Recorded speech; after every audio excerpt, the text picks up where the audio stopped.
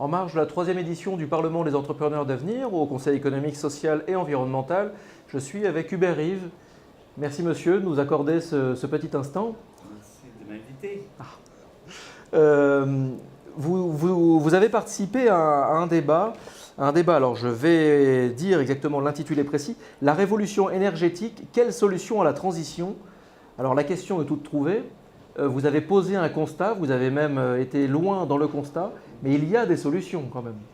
Il y a des solutions, oui, bien sûr. Il y a des sources d'énergie importantes, justement. J'ai parlé des renouvelables, des nucléaires, de la fusion contrôlée, et j'ai discuté un peu des mérites relatifs de chacune de ces sources par rapport aux critères qu'on peut demander. Qu'est-ce qu'on attend d'une source d'énergie? Qu'elle soit durable, qu'elle soit sécure, qu'elle soit disponible, etc.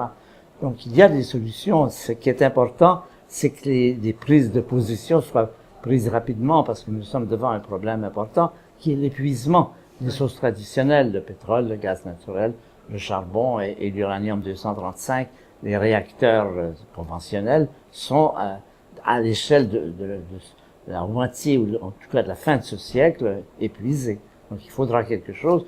On veut tous de l'eau chaude dans notre douche le matin et c'est important donc de faire des choix appropriés. Ouais, il faut que l'on comprenne d'où ça vient et pourquoi ça vient si vite et pourquoi il faut faire attention aussi. Et est-ce que ça vient vraiment vite? Et c'est ça. Quels sont les problèmes qui sont posés? C'est-à-dire pas rêver de sources, mais d'être concret, d'être pratique, d'avoir des chiffres sur leur disponibilité, sur leurs risques et tout ça.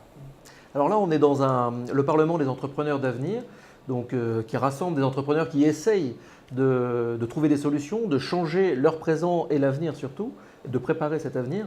Est-ce que vous pensez que l'entreprise a un rôle à jouer dans la société et a des solutions à apporter, notamment pour préparer cette transition?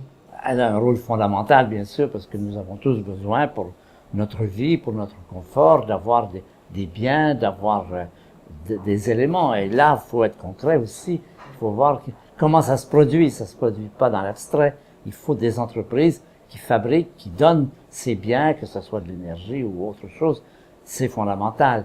Alors la discussion, justement, c'est sur le choix de quelle façon on peut le mieux arriver à ce que l'humanité traverse cette période critique où il va falloir remplacer les sources d'énergie par d'autres d'une façon utile. Et là, on a l'impression qu'on est dans une période où tout le monde parle, tout le monde s'agite, mais au final, il y a assez peu d'actions concrètes. Par où ça doit passer, cette solution pour changer efficacement? Là, je crois que vous posez des questions auxquelles probablement vous pouvez répondre mieux que moi. C'est pas vraiment mon domaine particulier. Moi, je m'intéresse beaucoup à cette question. D'abord parce qu'étant physicien et physicien nucléaire, j'aime regarder ces sujets. Et aussi parce que je suis inquiet pour l'avenir. J'ai des enfants et des petits-enfants et je suis inquiet pour ce qui nous attend. Donc, je suis prêt à essayer d'amener mes propres expertises dans ces domaines. Mais vous restez plein d'espoir. Je reste plein d'espoir et aussi inquiet. Les deux. À la fois, j'ai de l'espoir, mais j'ai aussi beaucoup d'inquiétude pour comment les choses vont se passer. Je crois qu'il y a de quoi être inquiet. Ce Parlement, cette réunion d'entrepreneurs, ça vous inspire quoi? Ça m'inspire le fait justement qu'il est temps qu'on aborde ces questions, qu'on ne laisse pas les choses se passer toutes seules. Il y a une tendance un peu générale de laisser les choses se transformer, même se détériorer sans réagir. Et il est clair qu'à certains moments donnés, si on prend les choses en main, ça va aller mieux. Donc c'est un peu, pour moi, je trouve encourageant une réunion comme celle-là, qu'on en discute. D'abord, ça c'est important, que ce soit une démocratie, que les décisions ne soient pas prises d'en haut par des technocrates qui imposent leur volonté sans en donner les causes, les raisons, et que c'est important que chacun se sente impliqué dans cela, puisque c'est tout notre avenir qui est en jeu. Merci beaucoup, Monsieur Reeve. Merci.